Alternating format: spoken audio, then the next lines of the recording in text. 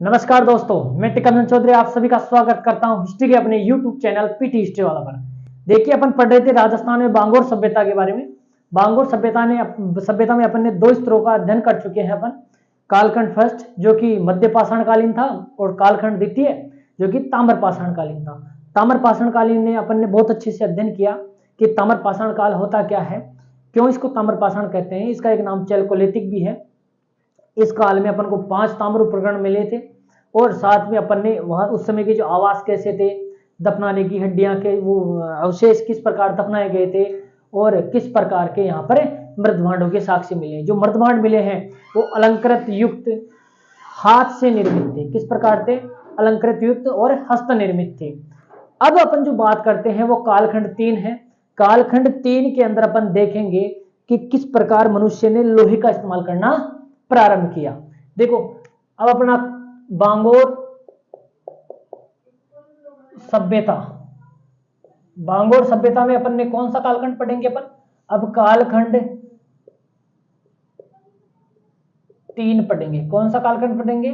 कालखंड 3 पढ़ेंगे। और इस कालखंड 3 में देखिए अपन ये किससे संबंधित है? पहले तो इसका टाइम पीरियड, तो ये 600 ईसा पूर्व से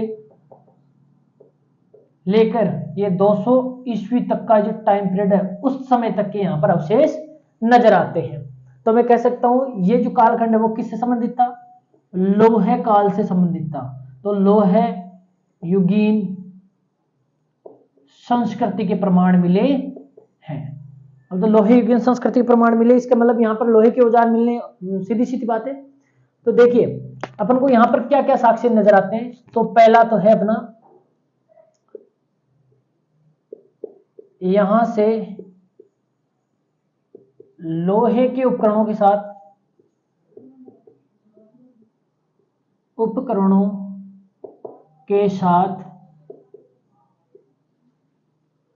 लोहे के उपकरणों के साथ कुछ मात्रा में क्या मिले हैं अपन को? लघु पाषाण उपकरण,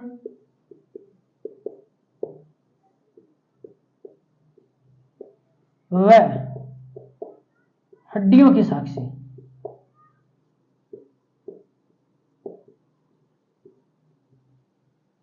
किसके साक्ष्य मिले?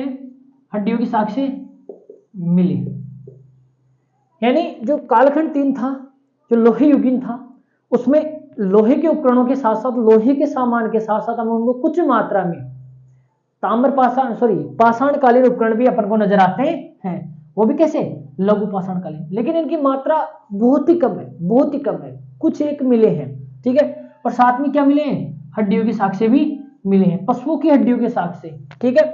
और यहां पर अपन को देखो, पहले जो मृतभांड बनाए जा रहे थे इस समय, इससे पहले अपन ने देखा कि जो मृतभांड बनाए जा रहे थे वो हाथ से बनाए जा रहे थे। लेकिन इस काल में आते थे मृतभांड किस पर बनाए जाने लगे? तो ये पूर्णतः इस काल के मृतभांड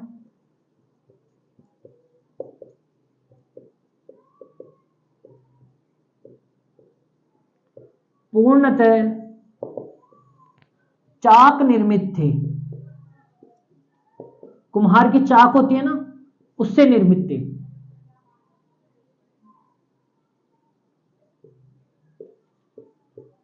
किससे निर्मित थे? चाक से निर्मित थे, पूर्णतः चाक निर्मित, ठीक है। और यहां से क्या क्या मिला है अपन को? तो यहां से अपन को 7 लोहे उपकरण, इसके अलावा अपन को मिला है कांच के मनके,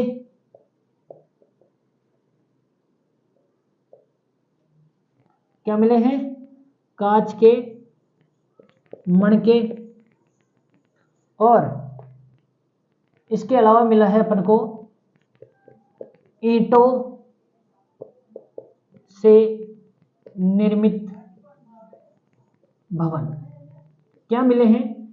ईंटों से निर्मित भवन मिले हैं। यानी 7 तो लोहे उपकरण मिले हैं, इसके अलावा कांच के मनके मिले हैं, और ईंटों से निर्मित क्या मिले हैं? भवन मिले हैं। इससे पहले अपन ने पढ़ा कि जो मध्य पाषाण काल था उसमें लोग झोपड़ियों का इस्तेमाल करते थे। ताम्र पाषाण काल तक भी मनुष्य ने क्या किया? झोपड़ियों का इस्तेमाल किया। लेकिन फर्श में क्या करना प्रारंभ कर दिया उसने? फर्श में उसने पत्थर के स्लेब्स का इस्तेमाल करना प्रारंभ कर दिया, ताकि पत्थर जो आंगन है वो क्या लगे, सजावटी लगे।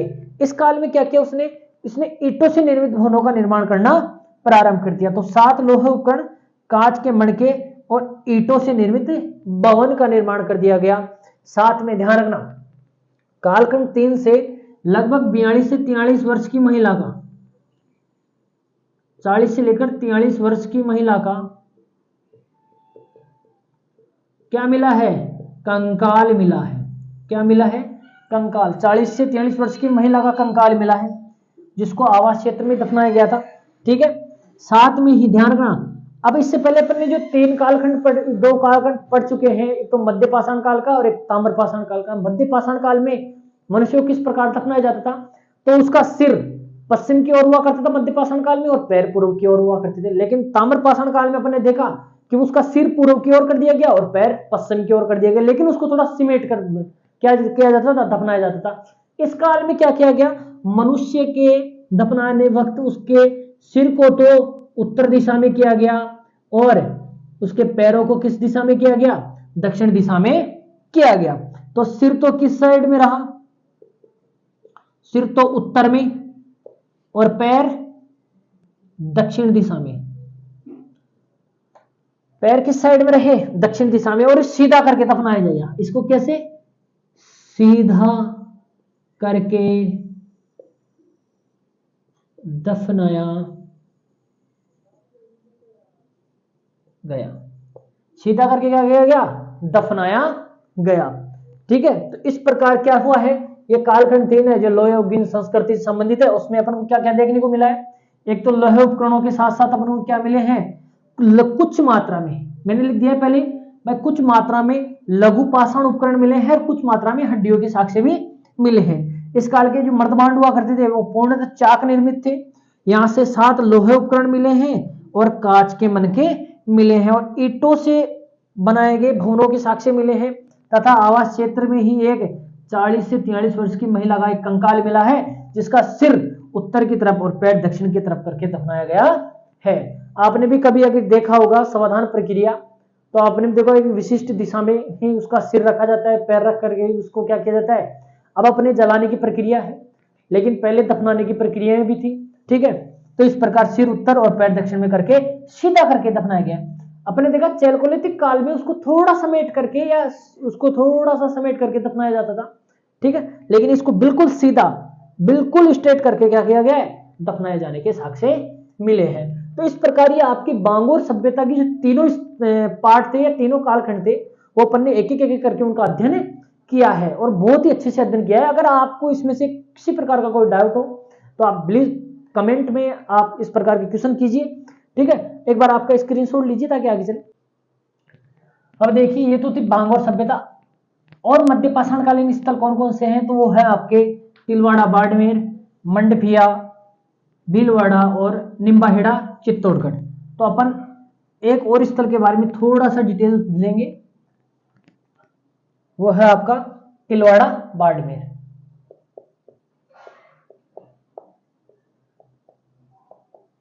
सबको पता है लूणी नदी के किनारे हैं, तो कौन सी नदी,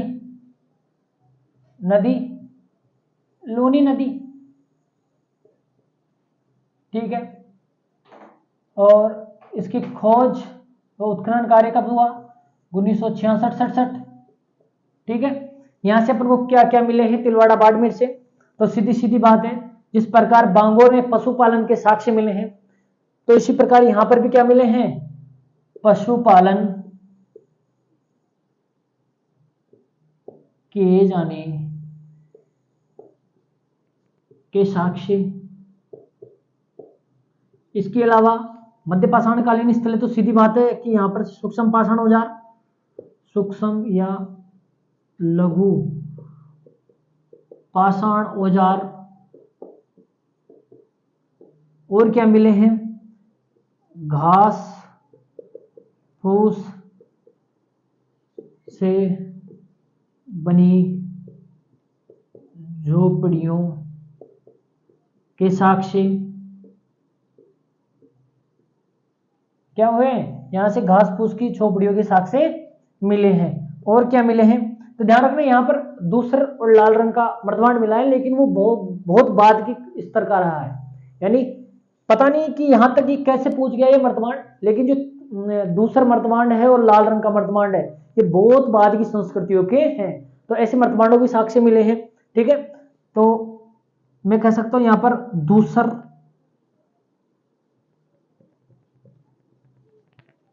वह लाल रंग के मर्दभांडों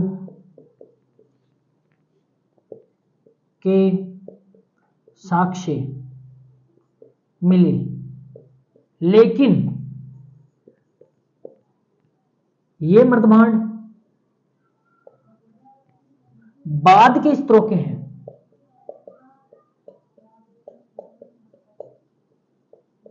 यानी ये मर्दभांड मध्य पाषाण कालीन नहीं है, ये जो बाद की संस्कृतियों से संबंधित है, लेकिन वो मिले इस स्तर से हैं। इस कारण ये भी पता होना चाहिए कि यहां से इस प्रकार के मर्दभांड भी मिले हैं।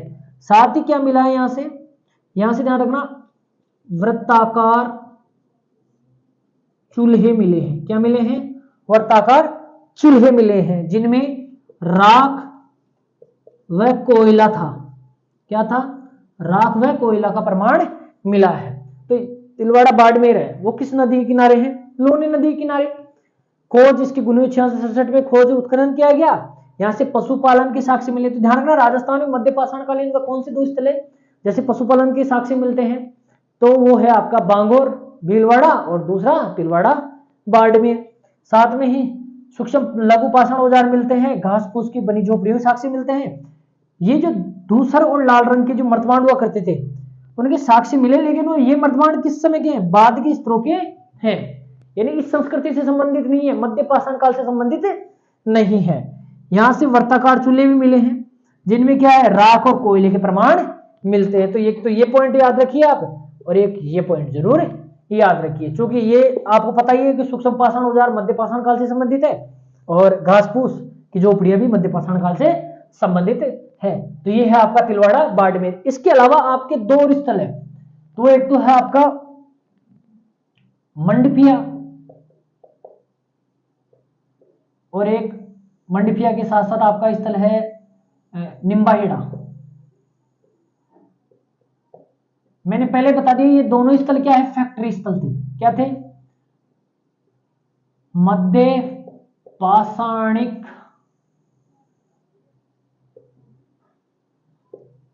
औजारों के निर्माण की कार्यशाला या फैक्ट्री। क्या थे? कार्यशाला, या मैं इसको बोल सकता हूं फैक्ट्री। फैक्ट्री स्थल थे। यहां पर कहने का मतलब ये स्थायी आवास स्थल नहीं हो सकते, क्योंकि यहां पर है ना अर्धनिर्मित सामग्रियां मिली है, जो भी किससे संबंधित?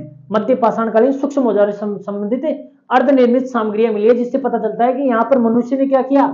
औजार निर्माण करके उसको दूर दराज के इलाकों में ले जाकर उनका इस्तेमाल किया और दूसरी जगह पर उन्होंने क्या किया? निवास किया। लेकिन ये क्या है? अस्थायी आवास स्थल भी है। कुछ समय के लिए इन्होंने यहाँ पर क्या किया होगा? रुककर अपने पत्थर के औजार बनाए होंगे। तो ये चीज ध्यान रखना, मंडपिया और निम्बाहेड़ा चित्तौड़गढ़। ठीक है, इस प्रकार आपकी मध्य पाषाणकालीन संस्कृति कंप्लीट। एक बार स्क्रीनशॉट लें।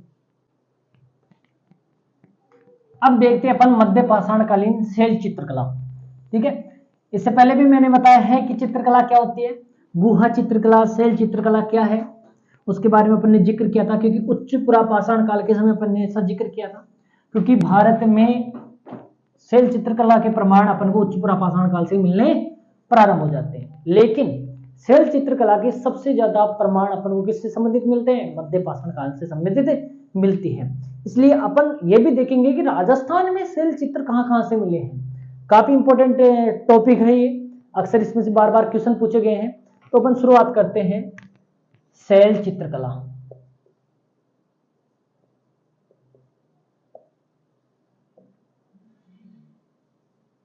कि जो प्रागैतिहासिक मानव था उसने किस प्रकार गुफाओं में, भित्तियों पर, छतों के ऊपर किस प्रकार शैल चित्रों का निर्माण किया उसके बारे में अपन पढ़ेंगे, क्योंकि इस शैल चित्रकला से अपन को उस समय के जनजीवन, समाज, सोसाइटी के बारे में पता चलता है कि वो किस प्रकार रहते थे, उन्होंने क्या करते थे अपने जीवन यापन के लिए, किस प्रकार शिकार करते थे। क्यों, कैसे पता चला, क्योंकि उसमें ज्यादातर अधिकांश देखा गया है कि इन चित्रों पर गुफाओं में क्या दिखाई देते हैं, शिकार के दृश्य दिखाई देते हैं। तो देखिए, शैल चित्रकला और शैलाश्रय, साथ में एक पॉइंट और, एवं शैलाश्रय मतलब समझ रहे हो कि शैलाश्रय का मतलब इन गुफाओं में जहां पर मनुष्य ने अपना आश्रय बनाया, निवास बनाया, उनके बारे में अपन पढ़ रहे हैं। और जब उन्होंने निवास बनाया तो उन्होंने क्या किया, सजावट के तौर पर या कुछ अपने भाव को व्यक्त करने के लिए उन्होंने क्या किया, इन भित्तियों पर, छतों पर क्या कर दिया, इन गुफाओं की पर चित्र बनाए हैं। अब देखते हैं एक एक करके। पहला पॉइंट देखते हैं अपन कि शैल चित्रकला के प्रमाण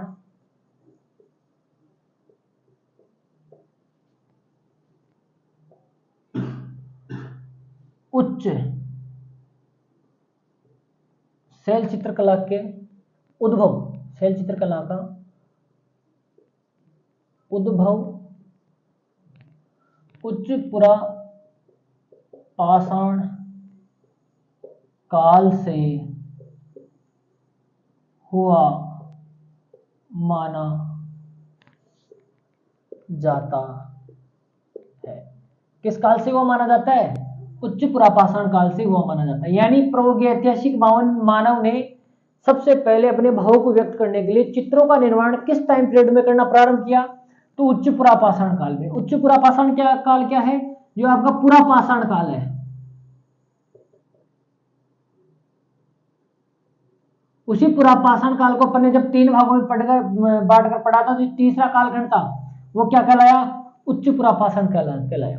जस्ट उच्च पुरापाषाण काल से बाद में कौन सा टाइम पीरियड स्टार्ट हो जाता है, आपका मध्य पाषाण काल स्टार्ट हो जाता है। तो इस टाइम उच्च पुरापाषाण काल से क्या हुए, शैल चित्र बनने प्रारंभ हो गए।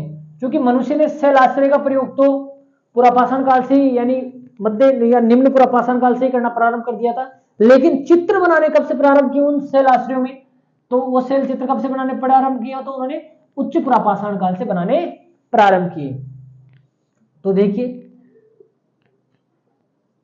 प्रागैतिहासिक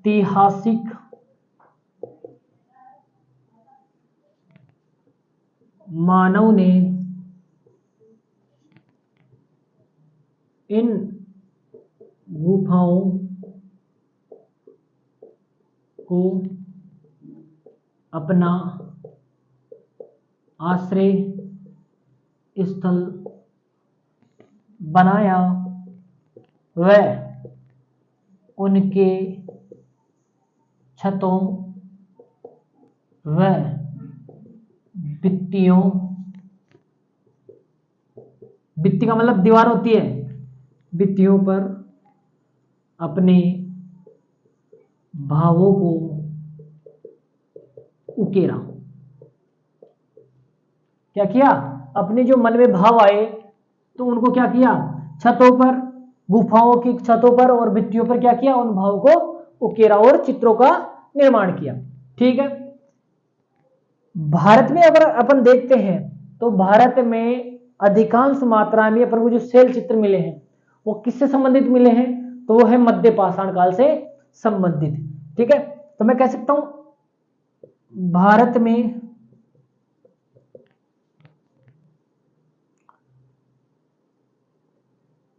शैल चित्र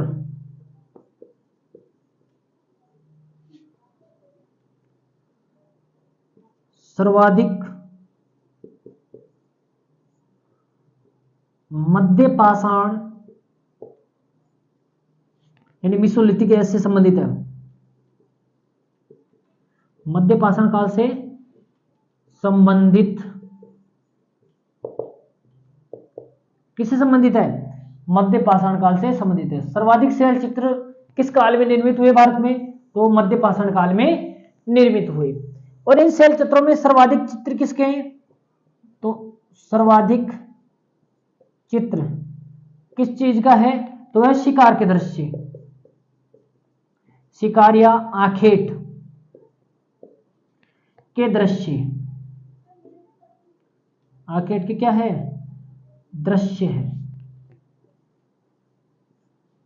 शिकारिया आखेट के दृश्य है। तो ये भी पॉइंट ध्यान रखना, क्योंकि आपसे पूछा जा सकता है जो कि भारत में शैल चित्रकला मिली है या राजस्थान में जो शैल चित्र मिले हैं उनमें सर्वाधिक चित्र किससे संबंधित है, तो सर्वाधिक चित्र किससे संबंधित है, आखेट के दृश्य या शिकार से संबंधित है। क्योंकि मनुष्य उस समय शिकार करके ही अपना जीवन यापन करता था, तो उसने उन्हीं भाव को क्या किया, इन भित्तियों पर और छतों पर क्या किया, उकेरने का काम किया।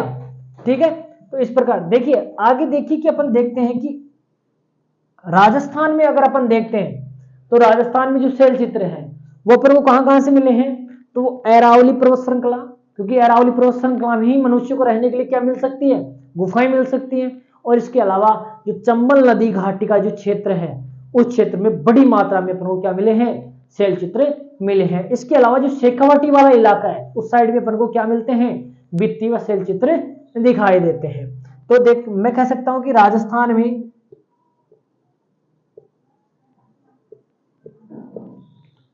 शैल चित्रों की प्राप्ति, शैल चित्रों व शैलाश्रयों की प्राप्ति कहां से हुई है, एक तो आपकी अरावली श्रेणी से, दूसरा है चंबल नदी घाटी से, और तीसरा क्या है आपका शेखावाटी क्षेत्र से।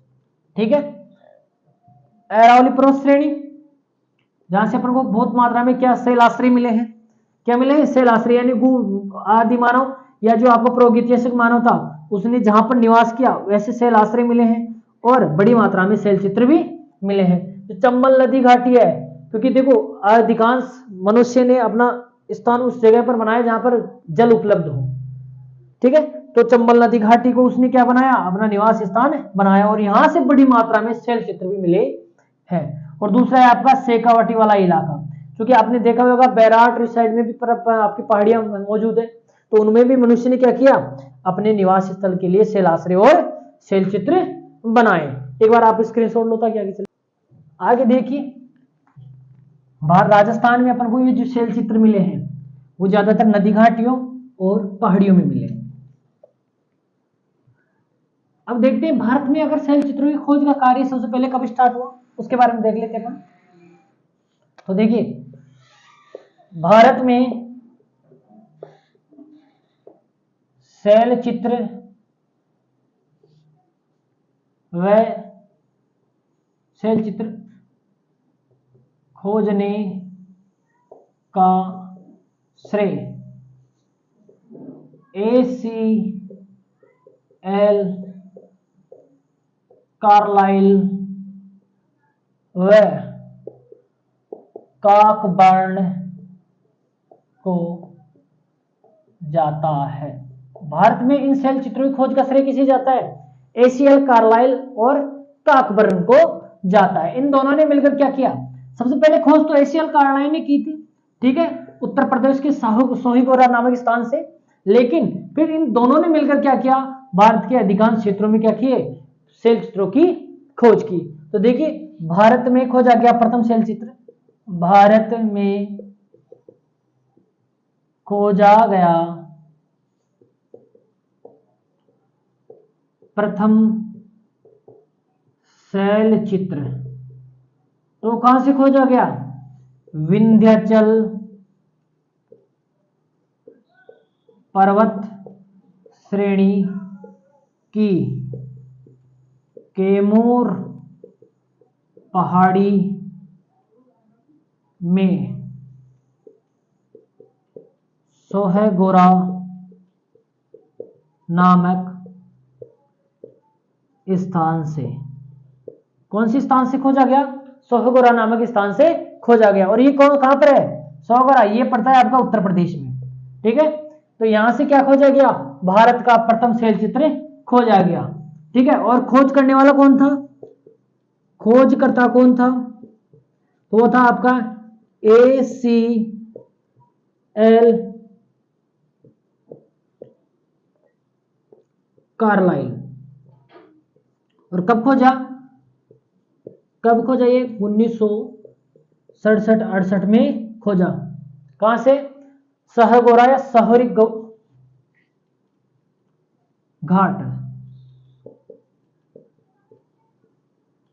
घाट लिखो इसको, सोहरी घाट से। ठीक है। तो इस प्रकार भारत के प्रथम सेल चित्र की खोज की गई। कब, 1967 से 1968 में। और ये किसने किया, ACL कार्लाइल ने किया। बाद में ACL कार्लाइल और काकबर्न ने मिलकर क्या किए, भारत में सेल चित्रों की खोज का कार्य बड़े स्तर पर प्रारंभ किया। और अधिकांश क्षेत्रों में क्या किया उन्होंने, सेल चित्रों की खोज की। ठीक है। और ये जो सेल चित्र थे, भारत में अधिकांश सेल चित्र किससे संबंधित है, तो वो है आपके मध्य पाषाण काल से संबंधित है। लेकिन अगर आपसे पूछा जाए कि भारत में सबसे ज्यादा सेल चित्र कहां से प्राप्त हुए हैं, तो वो ध्यान रखना आपकी विंध्याचल पर्वत श्रेणी से। ध्यान रखना, भारत में सर्वाधिक सेल चित्र विंध्याचल पर्वत श्रेणी से प्राप्त हुए हैं। कहां से प्राप्त हुए हैं, विंध्याचल पर्वत श्रेणी से प्राप्त हुए। और ऐसे पूछा जाए आपको कि वह कौन सा स्थल है जहां से, एक ही स्थल से सबसे ज्यादा मात्रा में सेल चित्र प्राप्त हुए, तो वह है आपका भीमबेटका मध्य प्रदेश। तो कहां से सबसे ज्यादा, वो भी विंध्याचल पर्वत श्रेणी में, भीमबेटका कहां से, मध्य प्रदेश।